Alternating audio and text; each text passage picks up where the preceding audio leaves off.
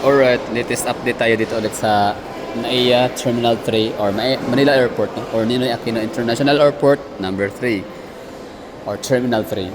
So ano bang ganap dito? Meron bang dapat i-update or meron ba dapat tayong pagmasdan or tingnan na mga pagbabago? The answer is yes. Kasi new NAIA Infra Corporation. So ang nagmamayari pala ng airport natin ngayon, or sabihin na natin na under the management, dati kasi is government, di ba? Manila Airport, Manila International Airport, MIA ang management dito sa airport natin sa NAIA Terminal 3. Ngayon ay under the management of SMC na siya. So ibig sabihin ho noon, from the word change management, change of management, or di ba ang tawag diyan? Basta the moment na magbabago yung management ng isang kampanya, ano pa man dyan, basta kumpanya, no? Okay. Basta organization, no? Mag-change ng panibagong sistema, panigurado yan, no? Change company, change management, bagong company, bagong sistema, patakaran, protocols, lahat, no? So ito na ngayon ang hitsura ng NAIA Terminal 3, particular dito sa may departure area. Yes, no? So departure area, ibig sabihin nakalagpas tayo sa screening sa may entrance papunta dito sa loob. Dati, kung naalala ho ninyo, kung kayo ay masasabi nating frequent traveler na ho kayo, or sabihin nating hindi man frequent, like siguro at least once a year, twice a year, or 4 na beses. Basta yung kada paano napuntahan nyo na ang NAIA noong 2020, 2022, 2021, 23, 24, 25. So talagang nakikita niyo siguro, panigurado na observe niyo ang changes, no? Hindi man ganoon kabilis, hindi man ganoon agad-agad na nagkakaroon ng pagbabago. So at least mapapansin ho ninyo na meron talaga, di ba? So for example nga itong lugar na dito, yung portion na to, puro kasi ito dito mga shops. Tapos ito, tingnan mo, may nakaharang siya ngayon diyan. Ibig sabihin yan ay may ginagawa dyan, no? Nire-renovate talaga. So slowly but surely, no? And itong area na to dito ay wala na tayong makikita mga upuan sa gitna, no? Mga benches. Tapos dati ito may mga fantastic kitchen, no? Fantastic kitchen. Tapos mga kainan. So far wala na sila, no? No more mga upuan dito. So dati kapag nadaan ka dito, pagkapasok mo from entrance after checking area, scanning area, so dito lang ay ito lang yung madadaanan natin. Kasi dito na portion, puro na yan upuan. In fact, ito yung yan, ito yung, kung hindi man ito, baka to, no? So ito yung mga dyan nakalagay yung mga upuan. So ngayon wala na, no? No more upuan sa gitna. So isa yan sa talaga. Actually, nung nabasa ko yung talagang pinaka mission, vision and goal ni SMC dito sa NAIA Airport, talaga siya, no? Kumbaga parang paluwagin, pagandahin, mas spacious, mas friendly, no? Para sa lahat talaga siya, like yung basta moderno, no? Makipagsabayan. Gagawin niya, ita-transform niya ang airport into something more better, ganyan, no? So dito na area naman, pansinin natin, basta dito may mga duty free, may mga yung kay Cotton Ying na mga coffee shop, tapos duty free, tapos yung island souvenirs dito yun, no? Wala na siya ngayon, diba? Wala tayong makikitang mga ganun dito, island souvenirs, wala na, no more. Tapos ganda, anong kanto dito, kapihan, the food village. Ibig sabihin meron ditong mga upuan. Yung dating mga upuan, silya dito sa gitna, parang ginawa na siyang parang ganito, no? Parang food court ang style. So maraming dito, mga tindahan. Sige, tingnan natin. So food village, parang food court ang datingan nito, no? So ibig sabihin ito mga lamisa, upuan, hindi to exclusive para sa mga customer lang ng certain cafe or particular cafe or tawag nito, mga restaurants. So dito tayo sa food village. So ito, the Cozy Kitchen by Pure Gold. Okay, so dito tayo. Mas mahal ang nila dito, no? I don't know kung sa brand. Kasi sa labas yung treats, ang kape kasi na doon yung Americano, 75 lang. So ito ha, ang galing no. So mas pabor talaga ako dito, mas maganda to oh. Mas decente, mas komportable. Wow, thank you SMC. Salamat Ramon ang Aristocrat. Aristocrat sikat yan na restaurant. Hindi ko alam sino may-ari pero marami akong ano, mayroon ako nakitang Aristocrat restaurant sa may Tagaytay. Galing no. So the best ito na. Ito na yung pagbabago. Talagang hindi siya basta binago lang no, yung parang rearrange kundi binago lang talaga yung settings na ang ganda oh. Saan ka? Grabe no. Grabe kung sa totoo lang. Wait lang ha. Kasi ako maka Duterte ako no. Pero uploaded ko sa si Ramon Ang. Dito na portion. Ang galing ni Ramon Ang. Good job Ramon Ang. Thank you. Oh. Oh, liyaw. Yan, liyaw para akalaw Iloilo. Ilaw. Galing. Ayun na, ito na yung mga hinahanap natin. Mulak, ayun, mulak na mga tinapay. Dunkin.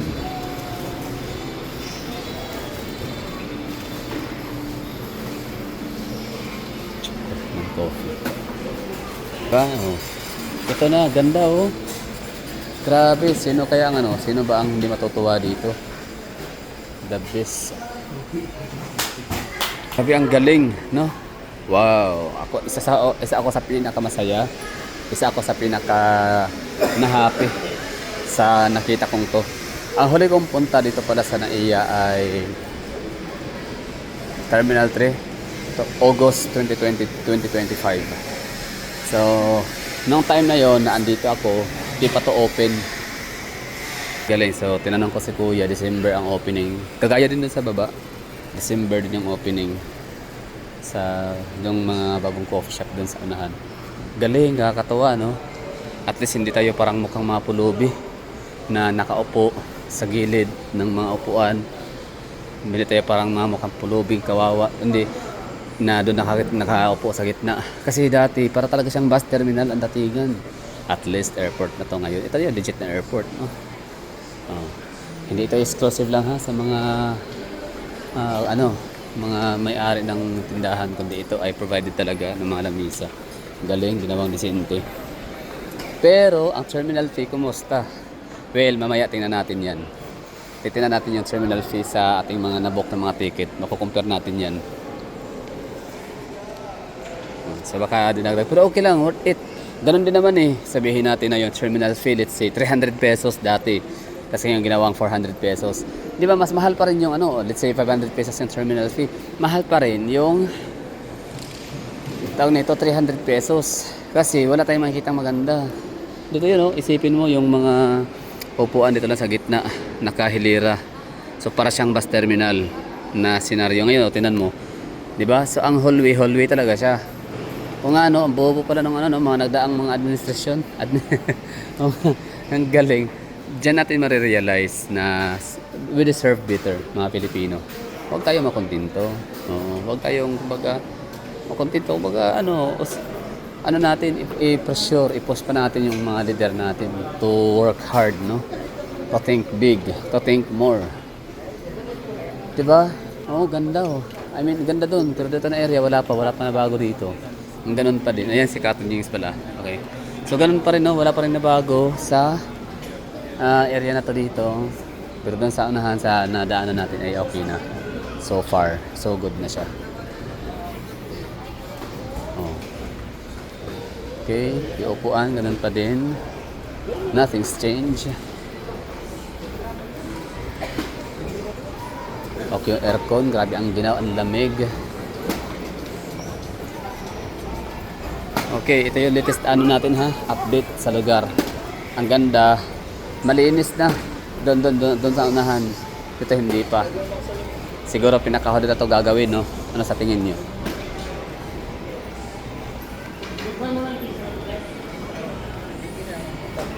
Highlands Coffee. Okay na, no? So, dito na area, portion, ganun pa rin. Teka lang ispatin natin. Wala ba na bago? So far wala, no? Kasi itong space na to dito talagang noon pa to. Diba? Spacious na to dito na area.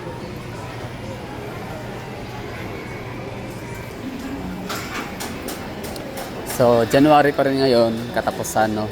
Last quarter or last week of the month of January 2026. Ito yung hitsura. So, maaaring next ating balik sa Manila, bayan na iya ulit, na maaaring may mababago naman, no? So, ito ay third floor pa rin ha, departure, upper floor, departure area.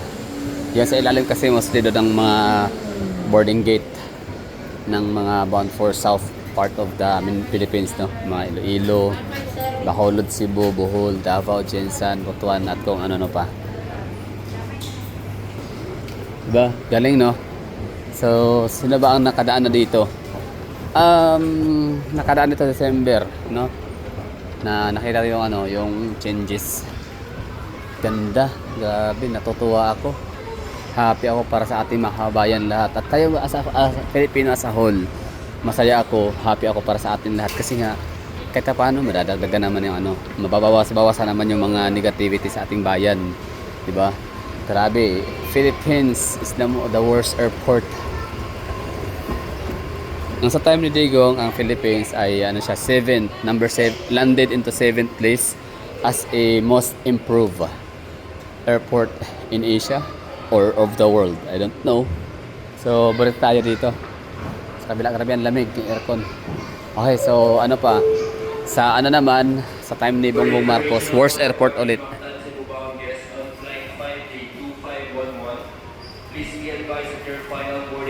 So, punta tayo sa baba. Sa may boarding gate. May we request all Mactan Cebu bound guests on flight 5D2511 to kindly proceed now at boarding gate number 133D and stand by for your flight's boarding announcement.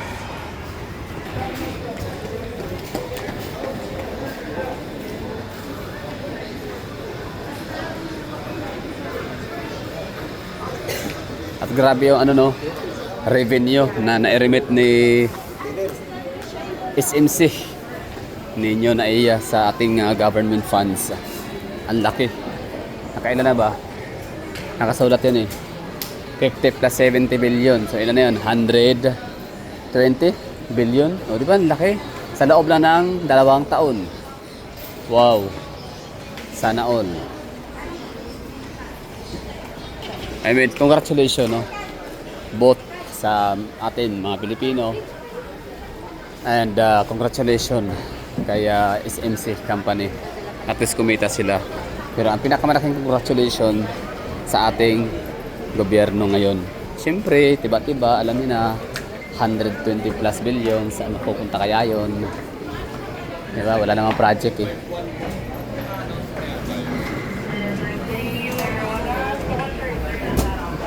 Iba na tayo.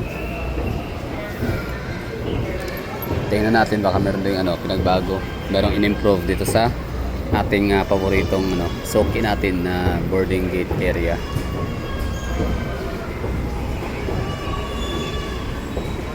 So ito yung boarding gate area para sa departure or departure boarding gate area. Ito naman yung arrivals. Yan, may dumating Welcome to Manila, enjoy your stay. Yan. Okay, so far wala pa So I don't know kung aasahan ba natin na tatanggalin to. Kung tatanggalin siya, saan uupo mga tao So yun lang. Dapat sa unahan baka merong in-improve sa unahan dito kasi wala. As is toilet. Parang bago. Wait lang, bago ba? Okay, so yung toilet na yun doon ay exclusive siya for female only. Ito naman ay para sa dalawa, female and male.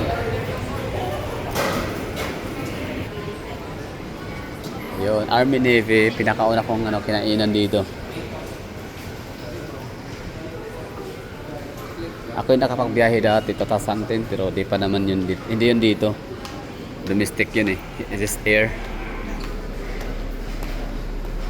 Paranaque, pero basta iba yung doon, iba yung sakayan.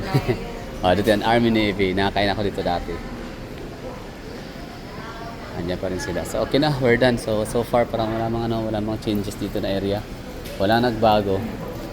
So doon pa lang ay in-improve Ganun talaga, dahan-dahan, little by little.